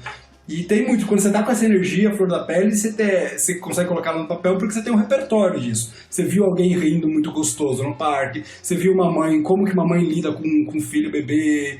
E isso é o que a gente coloca no papel a representação da vida, né? Então pra isso a gente tem que ter vida, ou conhecê-la pelo menos. Olha aí. Que interessante. Eu queria muito a opinião do Marco nesse quesito, que eu acho que ele tem uma abordagem um pouco diferente. Eu sinto que o Marco, ele não precisa de muita emoção pra produzir, não. Como que funciona, assim, Marco? cara? Você tá me pintando como um monstro. Eu concordo tudo. Concordo com tudo que o Daniel falou. Só cara. a verdade, né? Só a verdade, né? Só a verdade. Eu tinha a impressão que você era uma pessoa mais prática, assim, no sentido de que você simplesmente produz o que você tem que produzir e ponto. Não, imagina, cara. Se eu não tô bem fisicamente ou psicologicamente, eu não produzo muito bem também, não, cara. Eu consigo até produzir, mas eu preciso disso. Mas me lembra muito o que o Daniel tá falando do trabalho do Pascal Campion, né, Henrique? Que a gente fez um spot, lembra? E o trabalho dele é pura vida, Sim. né? Com certeza, assim, é vida, Nossa, né? é foda. É muito É um foda. vlog, né? Então. Nossa, e até a finalização dele, né? Ele tem uma expressão até na finalização. Sim, a assim. finalização conta a Ele história também, né? Ajuda a contar a história. Tem, é muito Aliás, ele foda voltou a isso. produzir agora, tá bonito demais, viu? Vocês podem voltar a acompanhar que ele tá produzindo mais peças. E a gente consegue voltar a acompanhar a vida dele. É demais, cara, é demais. Muito E, foda, cara, muito foda. eu acho que eu tenho experienciado muito isso também, viu? De ter que viver um pouquinho pra... Sabe, é difícil, mas... Viver um pouquinho. pouquinho. Já tá no benefício viver um pouquinho aí. Nossa, eu tô É que tentando. viver é uma coisa tão relativa. Enquanto a gente vai respirando, eu acredito que... Você tá sobrevivendo. a gente está sobrevivendo. Acho que viver é o ato de você engajar com o seu ambiente, né? Ou com você mesmo, pelo menos. É foda isso, né? Porque a gente sempre tá... Ou a gente tá sozinho trabalhando nesses processos que a gente tem de horas a fio, 10, 12 horas, ou a gente tá fora, tá na rua pensando em ilustração. A gente dificilmente tem algum espaço de respiro na cabeça, né? A gente tá olhando a luz, a gente tá olhando as cores, a gente tá olhando o gestual. É complicado. Sim, mas eu não vejo isso como algo ruim, na verdade. Eu acho que porque pode ser que a gente faça isso de maneira involuntária, mas eu acredito que é algo positivo, porque é algo que a gente vive. E eu acho que faz parte daquele processo de inspiração, né? Eu não acho ruim, por exemplo, sair de casa e continuar pensando em composição, esse tipo de coisa. Eu particularmente agora, eu sempre busco oportunidade nas coisas. Eu sempre busco pensar como as coisas poderiam funcionar de uma maneira melhor. Desde um sachê de ketchup até... eu não sei, um avião. Claro, eu tô longe de ser um engenheiro, tá? Mas eu fico confabulando, sabe? Eu acho que é um exercício interessante. Você diz em questão de design. Em questão de tudo, cara. De tudo que você tá engajado na sua vida, sabe? Eu acho que desde o cozinheiro, que vai pensar quais foram os ingredientes utilizados, quanto de sal que aquela pessoa colocou na comida. E da mesma maneira que a gente faz com composições e luz quando a gente sai na rua, sabe? Eu acho que todo mundo, independente da área, vai estar antenado naquilo que é do seu interesse, né? É uma outra coisa que o Jung fala sobre que a vida vai lhe apresentando coisas para puxar o seu interesse para sua potência. Então a gente tem várias potencialidades não exercidas, não desenvolvidas, e a vida a vida vai apresentando interesses para que a gente possa aumentar essas potencialidades. Eu acho que entra um pouco nessa história de você naturalmente olhar para as coisas e já imaginar uma ilustração ou esse tipo de coisa. E eu acho que isso é extremamente positivo. Eu não vejo como um problema essa questão de você se ligar e se desligar, porque eu acho que isso faz parte da gente, sabe? Eu acho que às vezes é até involuntário da nossa parte, né? Eu só... Às vezes não, geralmente. Mas é que eu fico meio preocupado, isso é muito pessoal meu, né? Como... eu fico meio preocupado quando isso começa a tomar muita conta da nossa vida, começa a dominar a gente. E a gente não tem mais domínio sobre isso, e começa a ficar meio sufocante. Eu só fiquei tranquilo com a ilustração quando eu percebi que eu gosto muito do que eu faço, finalmente eu trabalho com o que eu gosto, de verdade, mas isso me gerava muita ansiedade. E eu só fiquei pleno e tranquilo na minha vida pessoal, trabalhando com ilustração, quando eu percebi que, ok, mesmo sem ilustração, eu vou conseguir viver tranquilo, sabe? Eu vou trabalhar em outra área, eu vou fazer outras coisas, enfim, porque que nem você estava falando, a gente não tem só um ponto de interesse, né? A gente pode desenvolver outras áreas, e isso me deu um alívio, porque eu não gostava de sentir que eu dependia da ilustração, e que se eu não tivesse ilustração, eu ia ser infeliz o resto da minha vida. Então calma, por enquanto tá dando tudo certo. Eu não sei o que vai acontecer daqui pra frente, eu não sei como é que vai ser o resto da minha vida. Então, por exemplo, posso desenvolver mal de Parkinson, por exemplo, e aí eu não consigo mais ilustrar, dependendo do nível, e eu não quero que eu ache que minha vida acabou a partir disso. Então, assim, por enquanto está maravilhoso, finalmente cheguei onde eu queria chegar, mas daqui pra frente, dependendo do que acontecer, eu tenho família, eu tenho outras bases, né? Eu tô cuidando da saúde, então legal. assim, acho legal dividir os pilares da sua vida, né? Porque se de repente uma bala, você tem onde se equilibrar ainda. Que Nossa, que importante você falar isso. profundo, que filosofia. Gente! Que ótimo. Eu achei. A gente tem essa tendência, a gente consegue puxar essas coisas dos nossos convidados. Nossa, É eu maravilhoso. estou aqui num catarse. Que bom, vô. Que bom. E que importante isso que você falou. Eu sinto que a cobrança é cada vez maior da gente se dedicar 24 horas pra alguma coisa específica, a gente se especializar, a gente fica, bom, eu quero ir pra Blizzard, eu quero ir pra Disney, Exato. eu quero ir de patinete pro trabalho pra levar meu cachorro. Então a pessoa vai lá e pega toda a energia vital dela e utiliza pra trabalhar e fazer isso. E eu acredito que em períodos bem específicos isso é até ok. O problema é manter isso por longos períodos, né? Mas é muito interessante você falar isso porque mostra um outro ponto de vista de que você não pode colocar todos os seus ovos numa cesta só também, né? E fazer as pazes com o seu medo de não ser o suficiente. Exato. Eu acho que isso é muito importante. De você entender que você é mais do que só isso. Exato. E tá tudo bem. E outro problema muito grande de você colocar suas expectativas todas em um lugar só é que se você falhar, você vai ser miserável. Exato. Você vai se sentir miserável. né? Você fala, poxa, isso é tudo que eu tenho. Se alguém me tirar isso, bom, é interessante, por exemplo, quando a gente conversa com alguns ilustradores, fala, se você não tivesse o desenho, o que você faria? E as pessoas não sabem o que responder muitas vezes. Tipo, assim, se você me perguntar agora, eu também não faço a menor ideia. Não vou falar que, tipo, em paralelo aqui estou fazendo curso de dramaturgia e tal. Não, eu estou investindo 100% em ilustração, porque é o que eu gosto. Mas, se acabar, eu não vou me desesperar. Eu sei que eu já me conscientizei disso, que eu não morro sem ilustração. Então, assim, ok, deu uma puta merda, sabe o que aconteceu? Eu não vou mais poder ser ilustrador? Calma, Daniel. Vamos pensar no que vamos fazer a partir de agora. E aí, eu vou pensar em alguma outra coisa.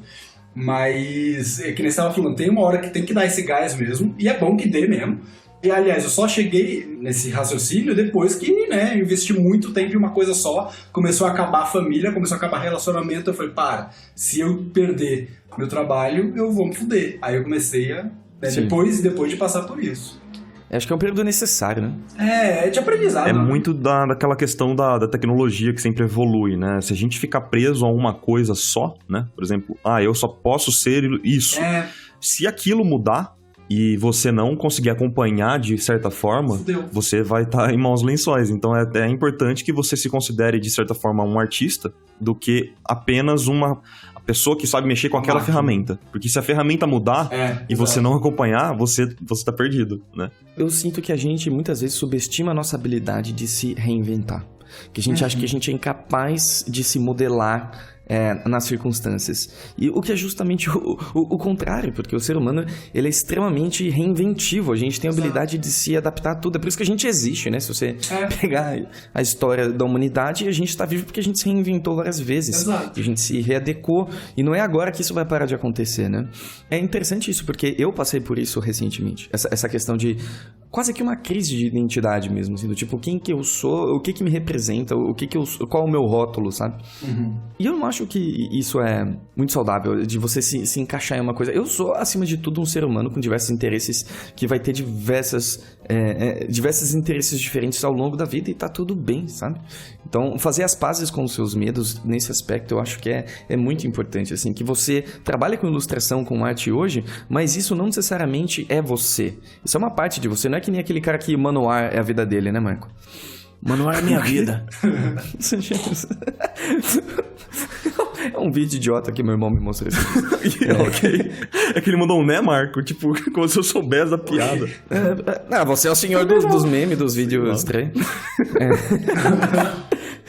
Que é um cara que fala, pô, Manoir é minha vida, cara. Manoir é tudo. Mas quem que é Manoir? É uma banda, pô? É uma banda. Pô, você... Daniel Vu, você não conhece Manoir, você não sabe o que é bom. Estou me penalizando aqui agora, mas já vou jogar no Google, porque é assim que a gente trabalha. Não, brincadeira. Então, mas ainda naquele tema, que é denso, mas enfim, a gente é meio condicionado a tipo, virar um CEO aos 25 anos, sabe? Você tem que ter a tua empresa e ser um fodaralho na sua área até os 25 anos, 26 no máximo, assim, senão você já tá pra lá. E aí você chega nos 26 e 7 e tem a famosa crise dos 30, né? Que você pega e fala, tipo, já cumpri o sonho dos outros, quando consegue, né? Por diversos fatores sociais.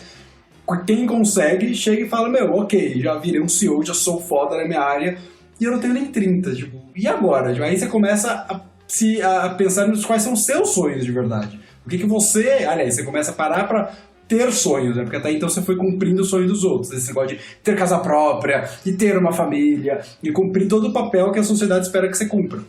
E aí, de repente, você tá com 30 e, tipo, não tá nem na metade da vida, um terço da vida, e não tem mais nada pra fazer, sabe? Aí tá todo mundo lá, cada um vai cuidar dos seus cantos, e você fica sozinho lá, no meio de tudo. Meu filho, vai se fuder. Aí que você vira. Você já viveu muito a partir das expectativas dos outros no passado? Cara, muito, né? Porque agora vamos para um momento mais denso ainda dessa conversa, gente. Se você tá ouvindo... Ai, que delícia! Puxa o lencinho de papel. Mas é porque eu sou gay, então desde muito pequeno você tem todo esse papel social que você tem que cumprir. E todo mundo tem que cumprir isso, né? Que é crescer, se formar, se especializar em alguma área, arrumar um parceiro, construir uma família, usar Doriana de manhã, passar no pão. Então, você tem todo esse papel social. ter um carro. Você tem que ter um carro. Ah, mas eu não gosto de dirigir. Foda-se, você tem que ter um carro e tem que ser o melhor carro lá. Né? Então, tipo, a gente cresce, né? E nós ilustradores, a gente já tem esse pé meio fora, assim. Falar, não vai ser pra mim isso não vou trabalhar de gravata não, mamãe. Mas eu, desde pequeno, já percebi, fudeu, mãe, esse negócio de mulher, de casar, ter filho aí, ou pai, comigo não vai rolar no meu universo. E aí, Que ótimo. aí você tem duas opções, né? Ou você vai, tipo, suprir as suas expectativas de o que você acha que vai ser o melhor pra você, pra atender a expectativa das pessoas que estão ao seu redor e, teoricamente, sabem o que é melhor pra você. E aí você tem que optar. Isso, pra mim, no caso, que sou gay desde muito cedo. E aí já fui, desde cedo, já fui traçando isso. Depois eu falei, mãe, então, ó, ilustrador ainda, hein, pra ajudar. Aí foi, tipo, cada vez mais. Tipo, falando, mãe, não vou cumprir os seus sonhos. Tipo, vou atrás dos meus.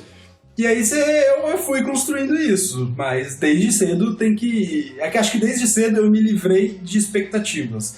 De algumas, não todas. Mas desde cedo eu me livrei de algumas expectativas que tinham em cima de mim. E isso já foi me libertando para próximas. Mas é complicado, né? Não é...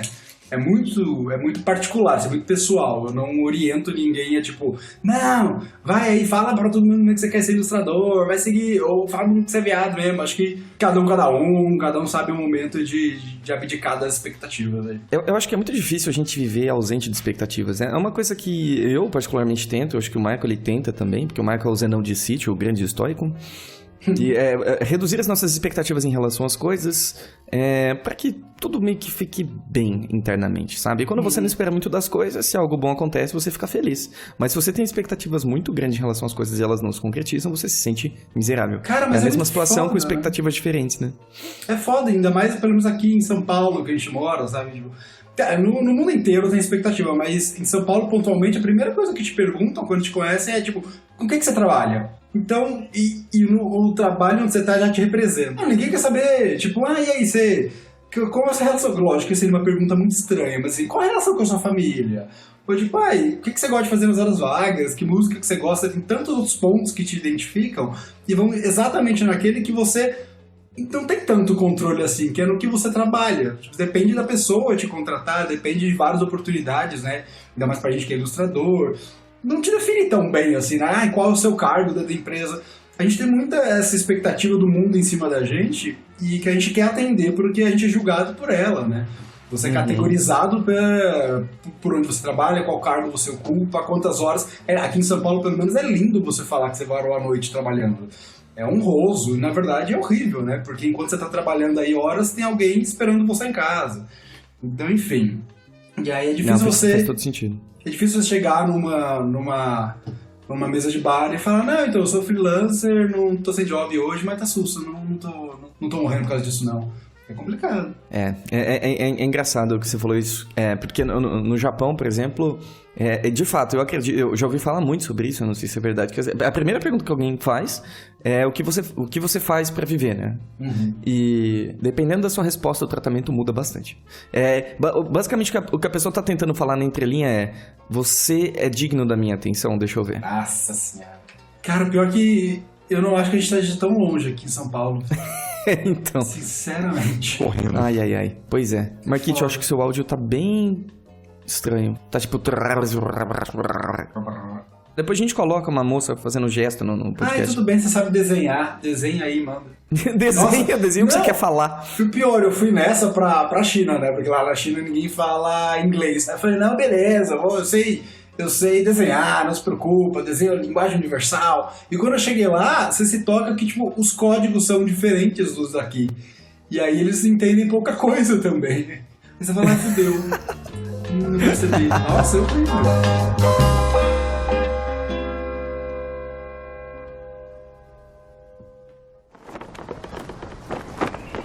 Segurem firme, seus mexilhões mal cozidos.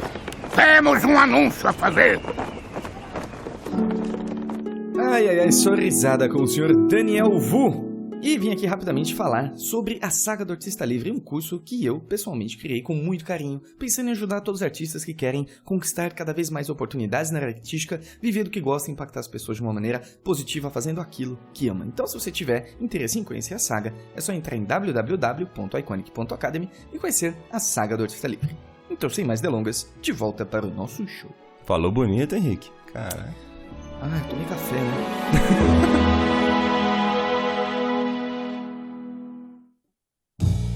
Senhor Vu, você acabou de falar que você foi pra China, né? Sim. E a gente tava justamente falando sobre como viver é importante pra gente, inclusive, ilustrar e ter ideias, esse tipo de coisa. Como que essa viagem influenciou você? Cara. E outras viagens também que você fez?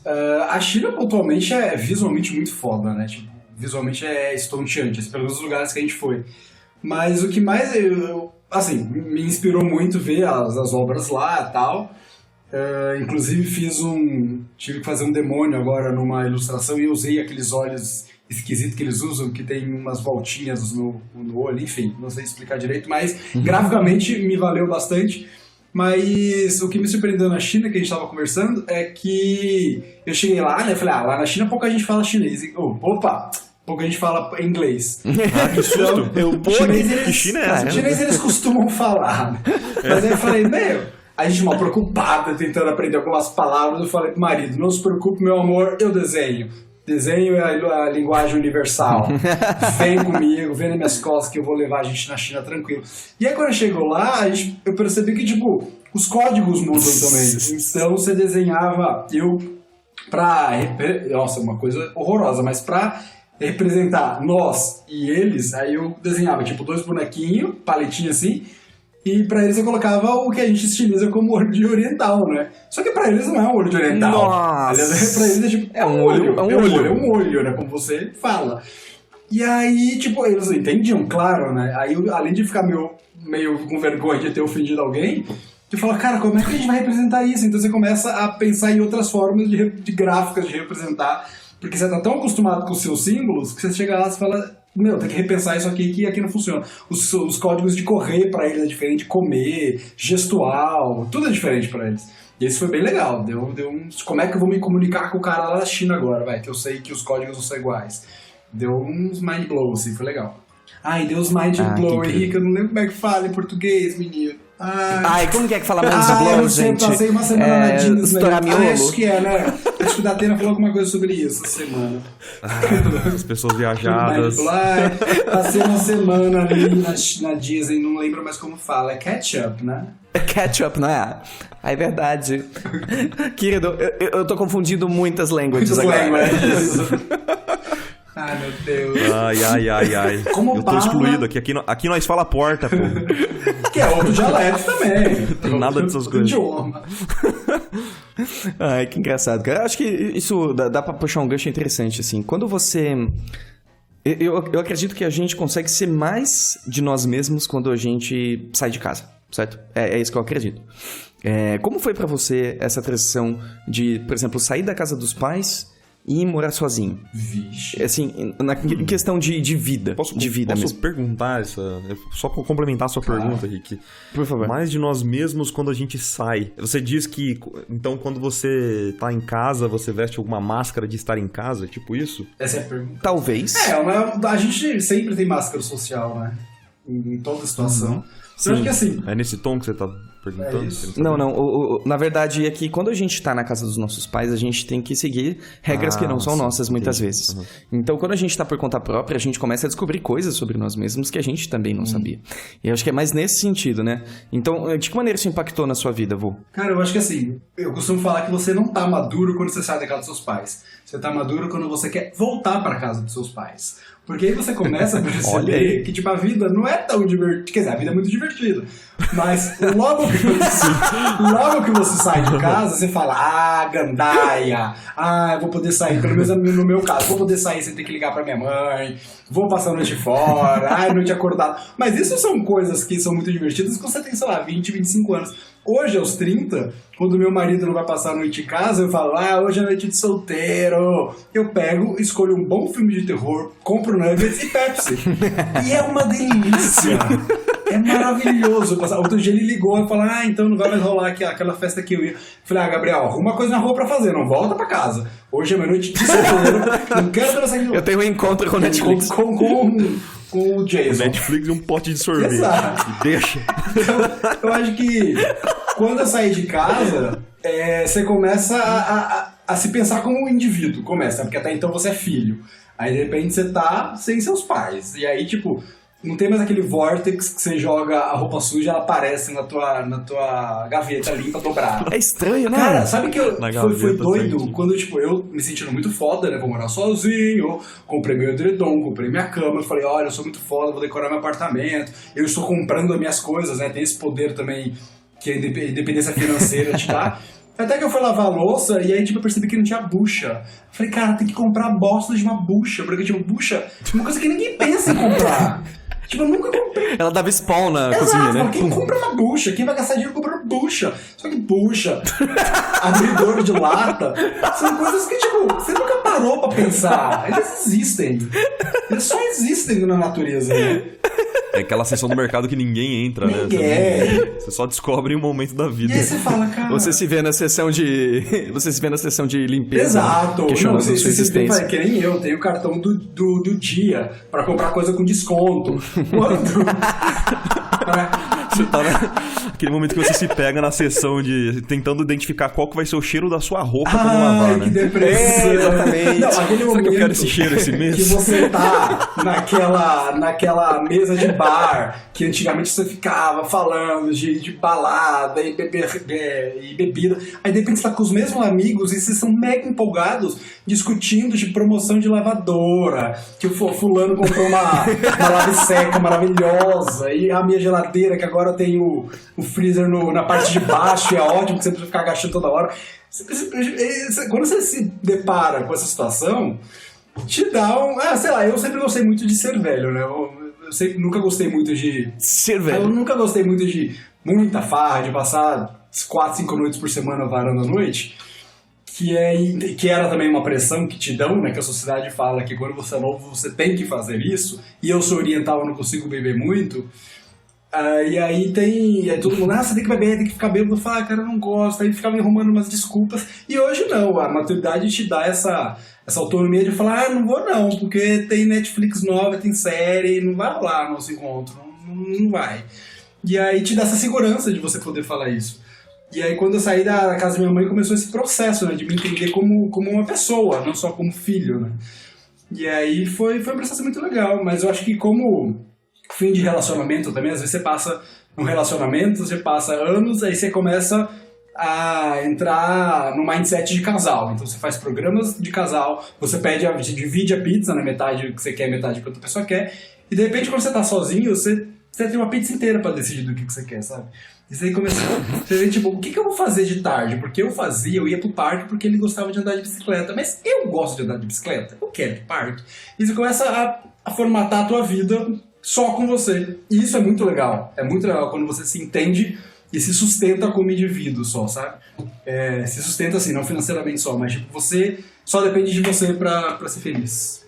Você começa a se perguntar quais programas você quer fazer. E quando você se vê nessa situação de tipo, o que eu faço da minha vida que não é minha mãe que tá pedindo, não é meu namorado que tá me levando, só depende de mim. Eu posso ficar em casa o dia inteiro, ou sair, tipo, e viver a São Paulo, enfim, a sua cidade, como você quer, os programas que você quer. É uma responsabilidade muito sua, né? Quando você tem essa responsabilidade de fazer coisas que te deixam feliz ou não.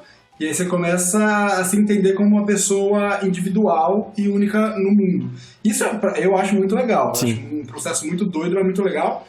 Porque aí quando você não depende, percebe que tipo, não depende de mais ninguém para ser feliz, ou para dar certo, ou para ficar triste se quiser também, é aquele lance que a gente estava falando de não depositar tudo num pilar só. Você pode namorar, você pode se envolver por décadas, só que você sabe que se aquela pessoa não estiver lá mais por algum motivo, não estiver lá algum dia, você sobrevive. Mesma coisa com ilustração, mesma coisa de sair da casa dos pais, se entender como uma pessoa única, individual, que se sustenta emocionalmente, eu acho muito importante. Foi um dos processos principais que repercutiu em várias áreas da minha vida, assim, me entender como uma pessoa autossustentável. Ah, incrível, cara. E eu vou fazer uma pergunta técnica. Quando você saiu da sua casa, você saiu como freelancer? Então, cara, não, eu saí como fixo, eu trabalhei, assim, resumidamente, da minha vida, eu saí da faculdade de rádio e TV e fui trabalhar com produção audiovisual.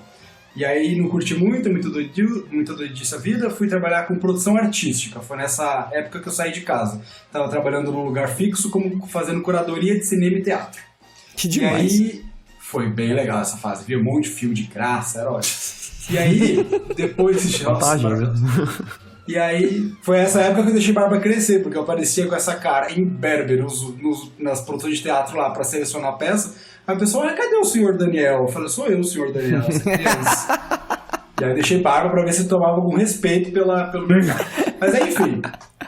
Aí eu via, tipo...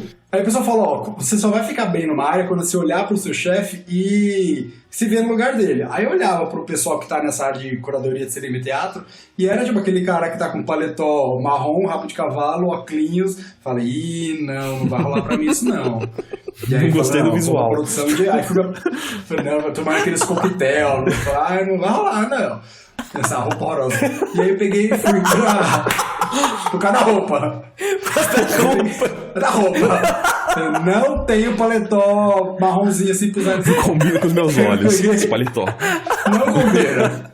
E aí eu peguei e falei, não, vou pra... Aí eu já fui enveredando pra produção de eventos. Aí eu já tava fora da casa dos meus pais. E aí, produção de evento eu fiquei bastante tempo, fazendo produção artística de eventos também, que é cuidar do palco, fazer o texto que o cara vai ler lá na frente, cuidar da apresentação, cuidar do camarim do artista, fazer o contrato do artista, tal. Muita planilha, né? E nisso, nesses intervalos, eu sempre tentava ser ilustrador, né? Que era meu sonho desde criança. Falava, mandava um portfólio, não recebia feedback, tá, ia pra lá e voltava a ser produtor. Nessa hora eu já tava fora de casa. E aí acontece outro processo muito legal que seus pais não pagam mais as suas contas, né? Então você tem que dar seus corre e arrumar trabalho. E aí começa a te forçar, você não fica mais aquele, não deu certo dessa vez, tudo bem. Não, você tipo, tem que dar certo, filho, porque eu tenho que pagar a conta.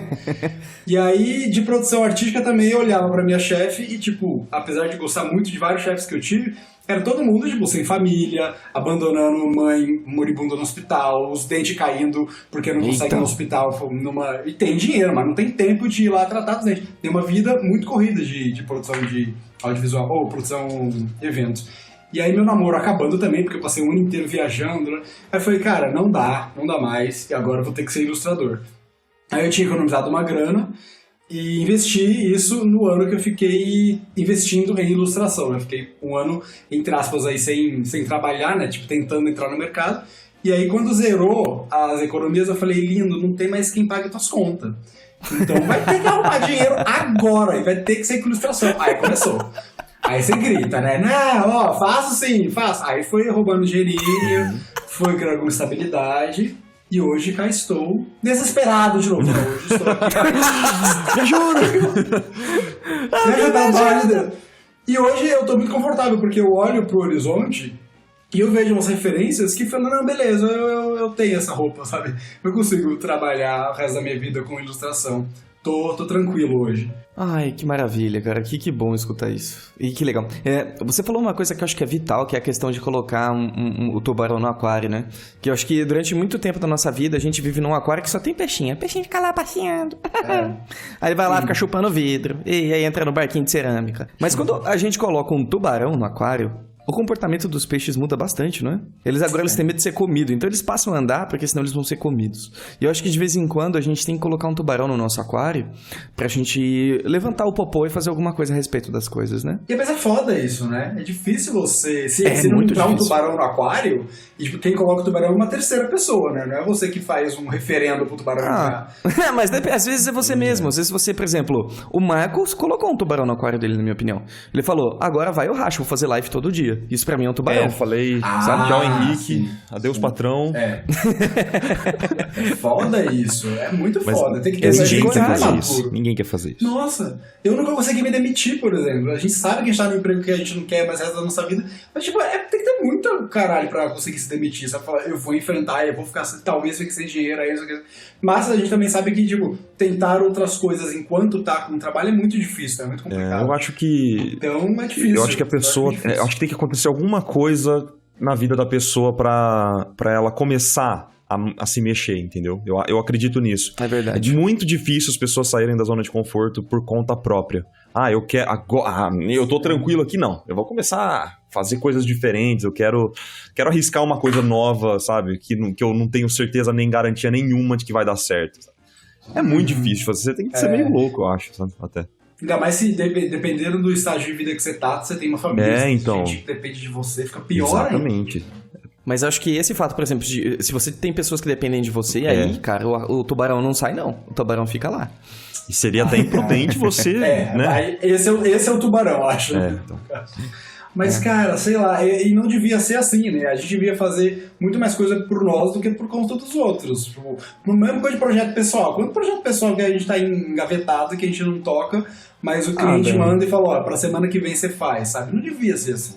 Mas eu acho que a gente consegue encontrar um equilíbrio entre as coisas, sabe? Eventualmente a gente consegue fazer um projeto pessoal e também trabalhar. Eu acho que a gente não precisa negligenciar totalmente tudo. Claro que é difícil, né? É sempre difícil, mas eu acredito que, acima de tudo, nós somos seres biológicos. E eu acho que muito da física mesmo, do nosso corpo, ele influencia na maneira que a gente trabalha, certo? Por exemplo, você não vai conseguir trabalhar com qualidade sem dormir durante 48 horas. Você também não vai conseguir trabalhar direito com fome, com sono. E eu acredito que a preguiça e esse tipo de coisa também entra nesse processo. Eu acho que inconscientemente muitas coisas acontecem dentro da gente que nos influenciam muito. A questão é como que a gente consegue cada vez mais deixar que a biologia nos enfrente cada vez menos. Como que a gente consegue aos poucos ir entendendo como a gente funciona e a gente tenta fazer uma engenharia reversa para que a nossa biologia haja ao nosso favor. Eu acho que entra um pouco nisso. Eu não tô falando para você usar cocaína para trabalhar, claro. A questão é que... já tava aqui na carreira. Caramba, eu tava comprando já. Olha aí. Já tava aqui nos contatos. Mas, por exemplo, se você se autoanalisar com frequência, entender que depois do almoço é um momento difícil de você trabalhar e faz que nem o Michael se força a desenhar justamente nesse momento, entendeu? E esse tipo de coisa, você começar a se entender, eu acho que é importante, sabe? E a gente também não pode se exigir ser um super-herói, eu acho que... A gente tem uma impressão muito distorcida de como a vida das outras pessoas é.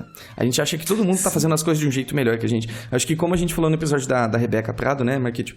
Que o Patrick McKenzie lá é um cara, um venture capitalist, que ele falou que, cara, não existe um lugar secreto onde existem pessoas inteligentes que não têm falhas, que dominam o mundo, sabe? Em todo lugar existem falhas, seja no Google, no Facebook, na Apple, etc. Não existe esse lugar perfeito, né? No Facebook... Ai, desculpa, gente, eu ainda tô me acostumando com o accent brasileiro. O goggle. Ai, que saco. Mas a gente cria essa aura, né, de que todo mundo é imbatível e a gente também tem que ser. E aí mais pressão, mais ansiedade, lá. Exatamente, mas uma coisa que eu acho importante a gente ter em mente é que a gente pode colocar os tubarões para nós mesmos. É mais difícil, assim, eu concordo muito com o Marquite quando ele falou que coisas externas às vezes precisam acontecer para você se mover. Seja os boletos, seja alguma tragédia, espero que não, mas... Cara, acho que você consegue criar os seus próprios tubarões. Você pode colocar internamente diversas escassez, diversas datas, tipo, olha, isso tem que acontecer porque isso é natural de mim. Eu quero ser essa pessoa. Então você pode gerar sua própria escassez, suas próprias restrições e falar, não, eu quero fazer isso, eu vou me dedicar a isso. E ponto. Sim, eu acho que esse é o ideal, na verdade. Agora eu estou atingindo aliás, as coisas, por exemplo, Chapeuzinho mesmo, Chapeuzinho Vermelho, alguns projetos pessoais que eu tive, dá certo quando você coloca o tubarão dentro do aquário. Exatamente porque se você ficar dependendo de alguém colocar, você não sabe quando vai acontecer isso e não é legal deixar a sua vida na mão de outra pessoa, né? O ideal é quando você começa a pegar os tubarões e jogar dentro do seu aquário pra levantar a bunda e fazer alguma coisa. Mas é complicado. Né? Nunca é fácil, né? Mas... Nunca. Mas por isso que é bom, né? Porque se fosse fácil também, podia ter graça. É legal porque você se dá um orgulho quando você faz as coisas sem precisar de aprovações ou, enfim, influências externas. Você fica mais orgulhoso ainda quando você completa. Sabe? Você fala, fiz porque eu quis. É tipo, você tomando as rédeas da sua vida, sabe? É uma coisa bem gostosa. É o que eu sempre gosto de falar em relação a ao sofrimento, certo? Porque vai ser doloroso você crescer, você aprender a fazer mão direito, você aprender a desenhar a cabeça direito, a fazer braço decapitado, né? Braço decapitado. Um braço decapitado. Mas, olha que interessante, no futuro o que vai ficar? Vai ficar o resultado desse sofrimento ou o sofrimento em si? Você ainda vai estar sofrendo daqui 2 anos, depois que aprender a fazer? Não vai, sabe? Então, os resultados ficam e o sofrimento não. Então, claro que é doloroso, é desconfortável. Acho que desconfortável é a palavra-chave, né? É muito desconfortável a gente ter que passar por isso. Mas não tem outro jeito, entendeu? E assim, dá mais valor, né? Você não vê história de herói, você não veria um filme de um super-herói ou de qualquer protagonista que, tipo, não teve problema e aí o filme foi todo sem graça e foi tudo fácil e no final ele teve a recompensa. Não existe isso, né? Existe o martírio, existe o processo, senão não vale tanta pena, acho. Eu tava conversando com uma pessoa recentemente, ela falou, cara, eu queria muito, por exemplo, aprender a fazer 3D. Só que eu não consigo lidar com a frustração, eu fico muito irritado e eu vou fazer alguma coisa que eu já tenho costume. Então, com essa postura, é impossível você sair do lugar. Você não faz nada, exato. Eu agora tô num processo horrível, quer dizer, tá passando, mas foi de aprender aquarela. Que eu vim do vetor, que é controle total. E aí eu já fui em processo pra entrar no Photoshop. Já foi pra aquarela pra chutar com 2 pés no peito. E aí eu entro em aquarela e eu já sou uma pessoa muito ansiosa e controladora em cima do desenho, eu gosto de ter controle. E de repente a aquarela que tipo, ela caga o que você tá pensando, né? A aquarela ela ri da sua cara e corre da tua mão e fala, filha da... Nossa! E aí tem todas o papel e a qualidade da tinta e o tanto de água que você coloca. Só que tipo, aí depois de eu passar pro estresse monumental, de gastrite e tal, você começa a se entender com a aquarela. E aí, tipo, aí a recompensa vem muito mais forte do que se fosse fácil, sabe? Você consegue se dominar, consegue dominar a aquarela. Você não domina a aquarela nunca, você aprende que, tipo, como a vida, ela segue e você tem que se adaptar ao que ela tá falando ali pra você. Oh, yeah. E aí vai embora. Mas é um processo, bom, é legal quando você se estabiliza, falar, beleza, tô muito estabilizado já, vamos trazer alguma instabilidade aqui pra... Instabilidade na vida. Falando em instabilidade, qual que é pra fechar aqui o nosso papo, qual que é o seu maior desafio hoje, assim, seja artístico, seja... pensei que você ia perguntar, falando em estabilidade, qual é o seu provedor de internet? Ô, crise. Meu desafio hoje... Seu maior desafio hoje? Cara, eu tô com um projeto autoral faz bastante tempo que envolve aquarela, envolve bastante coisa, então eu tô nesse... profissionalmente eu tô nesse processo de conseguir desovar esse projeto autoral. Tô botando o meu tubarão no aquário. Outra coisa também, eu tive por muito tempo, o meu problema foi conseguir trabalho, como quase todo mundo. E hoje eu tô estável, consegui estar num patamar legal. E agora o meu processo está sendo ao contrário, eu tô tentando regular melhor o trabalho e vida, sabe? Tipo, eu passei final do ano passado, o ano passado inteiro, eu passei, tipo, full, assim, eu não conseguia ver ninguém, não conseguia sair, virando noite e tal. E é uma coisa que eu tinha em produção de evento, e eu falei que eu não queria mais ter. Só que como freela, ainda mais essa área de ilustração que você quer ter mais, porque não sabe se vai ter ano que vem, e é uma área difícil e tal, entre aspas, agora eu tô beleza. Eu consigo selecionar os trabalhos que eu quero, eu tenho alguns clientes que eu sei que são fiéis e tal, então eu tô tentando hoje controlar e equilibrar as duas coisas, e não é tão fácil, porque a gente tem muita ansiedade, quer pegar tudo, e não quer ficar fora do mercado e tal. E é me entender como uma pessoa que já está estável e eu não preciso mais me entupir de tanto projeto e esquecer minha vida pessoal e meus projetos pessoais também. Ai, que incrível.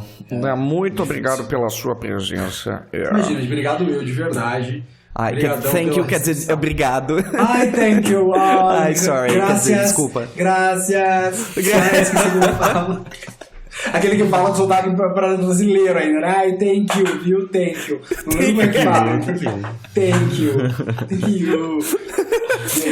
Acho que vale a pena eu fechar com uma pequena história que eu trabalhava em agência, aí tinha uma cliente que ela era extremamente excêntrica e peculiar.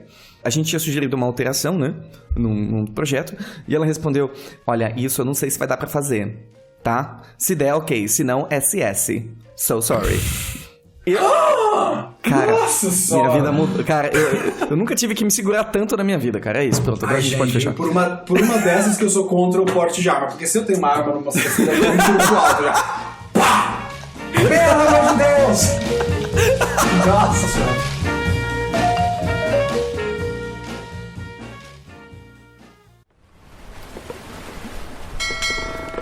Atenção, seus papagaios bandoleiros! Chegou a hora de ler alguns recados da garrafa. E recadinhos na garrafa do episódio relacionado ao Paulo Inês. Episódio maravilhoso. Aliás, o Marco não vai falar por alguns segundos que o aspirador de pó ainda tá ligado. Vocês lembram ali do começo do episódio? Pois é, vamos lá então. June disse: e o que Paulo Inês falou sobre motivação me lembrou algo que eu revi depois de anos em Kung Fu Panda e me inspira todos os dias. O poderoso pergaminho é vazio. Não existe segredo para ser especial. Basta acreditar que aquilo é especial. Caramba, isso é muito forte. Muito forte mesmo. O que você acha, Marco, com o aspirador de pó mesmo? Sim! Parece aquele programa do Silvio Santos. Você troca essa caixa de fósforo por uma Ferrari? Não! Oi, aí, ganhou! Ah, vou ter que falar todos então hoje. Sim! Tashi disse: gosto muito do Iconicast e ouço desde o princípio e me ajudou muito a entender esse universo. Queria sugerir que convidassem um artista que começou em outra profissão. No caso, eu sou jornalista, mas lutando para ser ilustradora. Que irônico você enviar essa mensagem hoje, porque a gente entrevistou o Daniel Vu, que ele não era exatamente jornalista, mas ele trabalhava com rádio e TV. Então, tá aí. Pedido atendido. E Dudu Querbins disse: gente, vocês estão me enganando. Vocês estão convidando filósofos e não artistas. Parabéns pela prosa com Paulo Inês. Simplesmente inspirador, obrigado.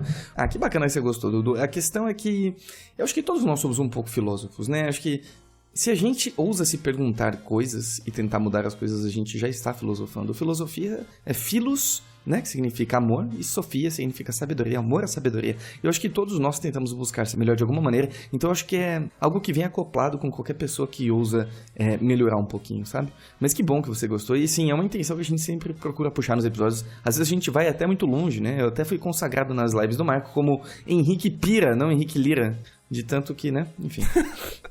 Filosofia é a reflexão sobre a vida e outros assuntos, cara. Quem faz melhor que isso do que professores? Então, o Paulo é com certeza um filósofo nato, cara. Ó, consegui falar isso sem barulho. Vai voltar. Olha aí, não tem aspirador? Então fala a última, então. Peraí, deixa eu aproveitar então o timing. Porque eu tô no intervalo do barulho aqui, gente. Me perdoem. Corre, Marco, corre. Peraí, eu preciso do link. Achei. Preciso do link. O cara nem abriu o link. Já que me zoaram aqui. Ah, é um parlapatão. Parlapatão. Vamos lá, Gabriel Alves disse: olá, admiráveis capitães. Acompanhar a evolução do cast é tão incrível quanto acompanhar a evolução da arte do Marco. Olha aí, por isso você queria que eu lesse, né? Safado. Gostaria de saber como o Marco quebrou a barreira de sair do papel e ir pro digital. Tenho me frustrado muito com isso. É que, Gabriel, no meu caso, cara, eu sempre fui apaixonado por arte digital. Eu tava bem assim, acho que os bons artistas brasileiros estavam surgindo naquela época, então as capas das revistas eram todas artes digitais, então eu sempre fui um aficionado por isso, só não tinha a oportunidade de fazer mesmo, sabe? Em paralelo a isso, eu gostava muito da arte tradicional, de pintura a óleo, pintura acrílica, do guache, da aquarela, então eu tentei levar os dois ao mesmo tempo. Eu só foquei mesmo no digital quando eu finalmente pude comprar a minha tablet. Então, não foi uma transição difícil, não. O pessoal sempre pergunta lá, até nas lives, né, se eu sofri muito pra aprender a usar a tablet, né? E na verdade não, cara, eu tava tão empolgado, com tanta vontade de aprender aquilo que foi bem tranquila a transição, sabe? E aí eu vou falar uma coisa, acho que uma semaninha bem usada de tablet você já fica totalmente confortável com ela. Exatamente, cara. Não é algo de sete cabeças, sabe? Não é tão difícil. De verdade, não é tão difícil assim. Você pode ter certas dificuldades, mas se você gostar mesmo daquilo que você tá querendo fazer, daquilo que você tá fazendo, cara, vai ser um sofrimento rápido. Com certeza, com certeza. E também agradecemos o Thiago dos Santos pelo comentáriozinho de carinho. Muito obrigado pelo carinho a todos que estão enviando recadinhos na garrafa. Se você quiser deixar o seu recadinho na garrafa, é só clicar aqui no link da descrição ou deixar nos nossos comentários do YouTube e a gente vai ler tudo que a gente conseguir com o maior carinho do mundo, ok? Exatamente. E se você chegou até o final desse episódio e você gostou do episódio, eu vou lembrar vocês, gente. Deixa o seu like aí, a sua avaliação lá no iTunes, por favor, que é muito importante pra gente, sabe? É a forma que vocês agradecem, de certa forma, ao Iconicast, beleza? Por favor, gente. Muito bom. E agora fiquem com um recadinho pra acalentar o coração de vocês e a gente se vê semana que vem. Beijinhos. Sim! Marco, já passou essa época. A gente Já até acabou o barulho aqui. Valeu, galera. Acabou o barulho.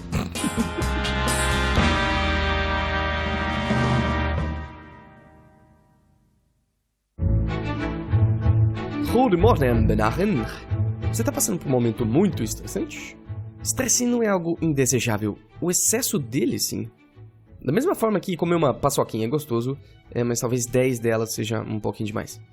Ter estresse é esticar o seu elástico. É sair daquele espaço onde tudo tá dentro do que você conhece. Ele é necessário para que você realize coisas desafiadoras e te mantenha alerta.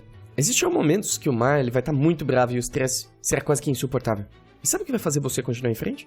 Ter a certeza de que o que você está fazendo dá significado para sua vida. Nem sempre as coisas elas são como a gente quer.